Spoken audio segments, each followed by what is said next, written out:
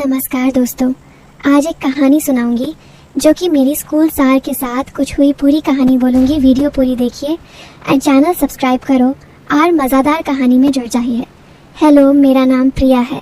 मैं 18 साल की हूँ और स्कूल की आखिरी क्लास में पढ़ती हूँ। मेरी फिगर ऐसी है कि जब मैं स्कूल जाती हूँ तो लड़के थोड़ा ज़्यादा ही घूरते हैं, जानती हूँ ना। वो सबकी नज़रें मेरी कमर पर अटक जाती हैं और मैं क्या करूँ, बस मुस्कुरा के आगे बढ़ जाती हूँ। लेकिन मैं ऐसी लड़की नहीं हूँ जो हर किसी से बात कर ले, बस अपनी पढ़ाई पर ध्यान देती हूँ। घर में माँ पापा हैं, भाई छोटा है और हमारा घर गांव के पास वाले छोटे शहर में है जहाँ सब एक दूसरे को जानते हैं। स्कूल में मेरा फेवरेट सब्जेक्ट मैथ्स है और हमारे सर, जिन्हें हम सब सर जी कहते हैं, वो बहुत स्मार्ट हैं। उनका नाम राजेश सर है। उम्र होगी कोई 35 से 40 के बीच, लेकिन दिखते हैं जवान। और उनकी मुस्कान ऐसी कि क्लास में सब लड़कियां थोड़ा शर्मा जाती हैं।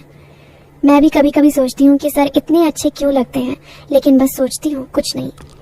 आज मैं तुम्हें अपनी एक कहानी सुनाती हूँ जो सर के साथ हुई, लेकिन ध्यान से सुनना क्योंकि ये कहानी थोड़ी अलग है। कभी लगेगा कुछ होने वाला है, कभी लगेगा बस दोस्ती है। चलो शुरू करते हैं। ये बात उस वक्त की है जब स्कूल में एग्जाम की तैयारी चल रही थी। मैं मैथ्स में थोड़ी कमजोर थी, मतलब समझ तो आती थी लेकिन प्रॉब्लम्स सॉल्व करने में टाइम लगता था। एक दिन क्लास के बाद सर ने मुझे रोक लिया। प्रिया, तुम्हारी कॉपी देखी, अच्छा कर रही हो लेकिन स्पीड बढ़ाओ, उन्होंने कहा। और उनकी आंखें मेरी तरफ ऐसी देख रही थीं जैसे कुछ और कहना चाहते हैं। मैंने मुस्कुरा के कहा, सर कोशिश कर रही हूँ लेकिन घर पर प्रैक्टिस नहीं हो पाती। सर ने थोड़ा सोचा और बोले, क्यों ना मैं तुम्हें एक्स्ट्रा हेल्प दूँ, मेरे घर पर आ जाओ शाम को, मैं तुम्हें सिखाता हूँ। मेरे मन में थोड़ा कुछ हुआ, मतलब सर के घर, लेकिन मैंने हाँ कह दी क्योंकि पढ़ाई के लिए तो ठीक है ना। घर जाकर माँ को बताया। माँ ने कहा, जा बेटी, सर अच्छे आदमी हैं, पड़ोस में ही तो रहते हैं। हाँ सर, हमारे घर से बस 2 गलियां दूर रहते थे। छोटा सा घर, पत्नी नहीं थी उनकी। सुना था शादी के बाद अलग हो गई, लेकिन डिटेल नहीं पता। शाम को मैं तैयार होकर गई। साड़ी नहीं, स्कूल यूनिफॉर्म भी पहनी थी, लेकिन ऊपर से एक दुपट्टा डाला। सर ने दरवाजा खोला, मुस्कुराए, आओ प्रिया, अंदर आओ। उनका घर साफ सुथरा था। लिविंग रूम में एक टेबल, किताबें रखी। हम बैठे। सर ने चाय बनाई, पी लो, थकान उतर जाएगी। चाय पीते हुए सर ने पूछा, तुम्हारी फैमिली कैसी है, पापा क्या करते हैं? मैंने बताया, पापा दुकान चलाते हैं, माँ घर संभालती। सर ने कहा, अच्छा, और तुम, कोई बॉयफ्रेंड? मैं शर्मा गई। नहीं सर, पढ़ाई पे फोकस है, करती सत है। सर हंसे, स्मार्ट गर्ल, लेकिन कभी कभी लाइफ एंजॉय भी करो। उनकी ये बात थोड़ी डबल मीनिंग लगी, लेकिन शायद नहीं, सर तो ऐसे ही बात करते हैं। फिर हम पढ़ाई शुरू किए। सर मेरे पास बैठे, किताब खोली, देखो ये प्रॉब्लम, इसे ऐसे सॉल्व करो। उनका हाथ मेरे हाथ के पास आया, थोड़ा छुआ, लेकिन गलती से शायद। मैंने महसूस किया कि सर की सांसें थोड़ी तेज हैं, लेकिन पढ़ाई चलती रही। उस शाम हमने 2 घंटे पढ़ाई की और सर ने कहा, कल फिर आना अगर चाहो। मैंने हाँ कहा क्योंकि सच में मदद मिल रही थी। अगले दिन स्कूल में सर क्लास ले रहे थे और मेरी तरफ देख के मुस्कुराए जैसे कुछ सीक्रेट हो। क्लास के बाद लड़कियां मुझसे पूछी, प्रिया, सर तुम्हें स्पेशल ट्यूशन दे रहे हैं? मैंने हंस के कहा, हाँ, मैथ्स के लिए। लेकिन मन में सोचा, कहीं कुछ और तो नहीं। शाम को फिर गई। इस बार सर ने कहा, आज कुछ नया ट्राई करते हैं, मैं तुम्हें एक गेम सिखाता हूँ मैथ्स का। गेम? मैं उत्सुक हुई। सर ने टेबल पर कार्ड्स निकाले, लेकिन मैथ्स वाले नहीं, नॉर्मल प्लेइंग कार्ड्स।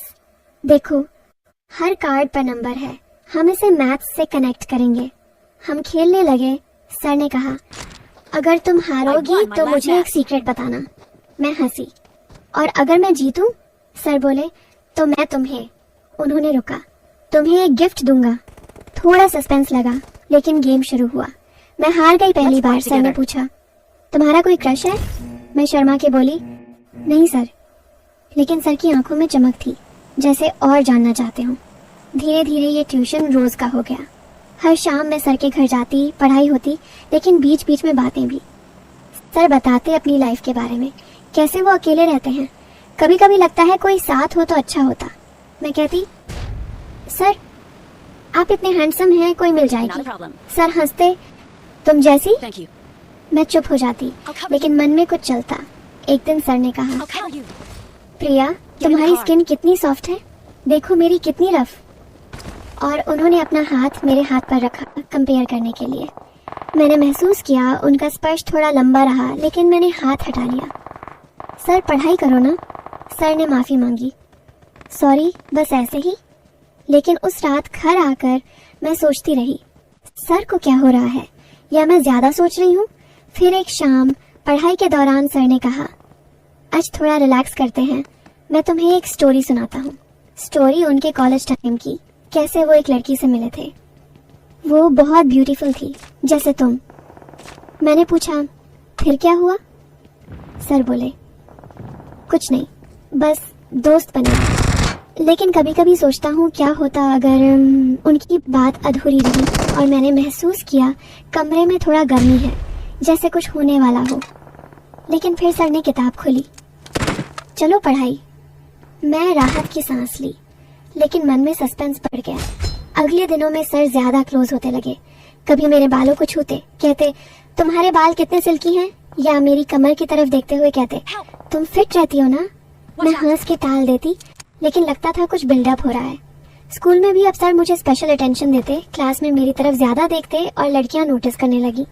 एक दिन मेरी सहेली ने कहा, प्रिया सर तुम्हें लाइन मार रहे हैं क्या? मैंने ना कहा, लेकिन मन में डाउट था। शाम को सर के घर गई।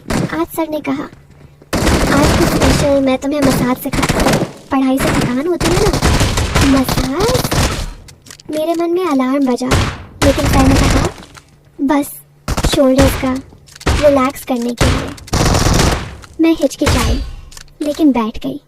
सर मेरे पीछे आए, उनके हाथ मेरे कंधों पर धीरे धीरे दबाते। देखो ऐसे, उन्होंने कहा, लेकिन उनका स्पर्श थोड़ा नीचे सरक रहा था। मैंने कहा, सर बस हो गया। सर रुक गए। सॉरी अगर अनकंफर्टेबल लगा। लेकिन उनकी आंखों में वो लुक था जैसे और चाहते हों। उस रात मैं घर आई, सोचती रही क्या सर सच में। लेकिन अगले दिन फिर गई, क्योंकि एग्जाम करीब थे और पढ़ाई अच्छी हो रही थी। धीरे धीरे बातें और पर्सनल होने लगी। सर पूछते, प्रिया तुम्हारा बॉडी टाइप इतना परफेक्ट कैसे? एक्सरसाइज करती हो? मैं कहती, हाँ सर, घर पर वॉक करती हूँ। सर बोले, मैं भी ज्वाइन कर लूँ? मैं हंसी, लेकिन लगा डबल मीनिंग। एक शाम सर ने कहा, आज लाइट पढ़ाई, हम बातें करते हैं। बताओ तुम्हें लड़कों में क्या पसंद? मैंने कहा, सच जैसे आप। सर की आंखें चमकी। सच? तो मैं कैसा हूँ? मैं शर्मा गई। 6 हो सर। कमरे में साइलेंस हुआ। सर मेरे करीब आए, लेकिन फिर बैक हो गए। चलो पढ़ाई। सस्पेंस बढ़ता जा रहा था। लगता था कभी भी कुछ हो सकता है। फिर एक दिन स्कूल में प्रोजेक्ट असाइन हुआ, मैथ्स का मॉडल बनाना। सर ने कहा, प्रिया तुम मेरे साथ काम करो घर पर। मैं सहमत हुई। शाम को गई, सर ने मटेरियल निकाला, हम बनाने लगे। दौरान में सर का हाथ मेरे घुटने पर छुआ। सॉरी, लेकिन लगा इंटेंशनल। मैंने इग्नोर किया। मॉडल बनाते बनाते रात हो गई। सर ने कहा, रह जाओ, डिनर कर लो। मैंने मना किया, लेकिन सर ने इंसिस्ट किया। डिनर बनाया उन्होंने, सिंपल दाल चावल। लेकिन बातें करते हुए सर बोले, प्रिया तुम मेरी लाइफ में आई हो तो अच्छा लगता है। मैंने कहा, सर आप मेरे टीचर हो। सर बोले, और क्या? मैं चुप। डिनर के बाद मैं घर आई, लेकिन मन में तूफान था। अगले हफ्ते ट्यूशन जारी रहा। सर अब ज्यादा बोल्ड होते लगे। कभी मेरी थाई पर हाथ रखते, कहते रिलैक्स, लेकिन अब मैं हटा देती। एक शाम सर ने कहा, प्रिया मैं तुम्हें एक गिफ्ट देना चाहता हूँ। गिफ्ट एक नेकलेस था, पहनो। मैंने पहना। सर ने मेरे गले में लगाया। उनका चेहरा मेरे इतना करीब कि सांसें मिल रही थी। कैसा लग रहा? सर ने पूछा। मैंने कहा, अच्छा सर। लेकिन लगा अब कुछ होगा। लेकिन सर पीछे हटे। अब पढ़ाई। सस्पेंस पीक पर था। फिर एग्जाम आए। मैंने अच्छा किया सर की वजह से। एग्जाम के बाद सर ने कहा, सेलिब्रेट करते हैं मेरे घर पर। मैं गई। सर ने केक काटा, लेकिन अकेले में। प्रिया तुम मेरी स्पेशल स्टूडेंट हो। सर बोले और मेरे करीब आए। मैंने सोचा अब, लेकिन सर ने सिर्फ हक किया। Good luck for future. मैं कंफ्यूज हुई। फिर सर ने बताया सच्चाई। प्रिया, मैं तुम्हें अपनी बेटी जैसी मानता हूँ। मेरी पत्नी से अलग होने के बाद मेरी एक बेटी थी, लेकिन वो चली गई एक्सीडेंट में। तुम वैसी ही हो, इसलिए इतना केयर करता हूँ। वो स्पर्श, वो बातें, सब पिता का प्यार था, लेकिन शायद तुम गलत समझी। मैं चाहता था तुम मजबूत बनो, पढ़ो, आगे बढ़ो। मैं रो पड़ी। समझ आई कि सब मिसअंडरस्टैंडिंग थी। सर ने मुझे सपोर्ट किया, मेरी काउंसलिंग की, और आज मैं कॉलेज में हूँ सर की वजह से। थर की सोच वाले भी अब समझेंगे कि सच्चा प्यार क्या होता है बिना फिजिकल के। कहानी ये सिखाती है, कभी कभी चीजें वैसी नहीं होती जैसी लगती हैं।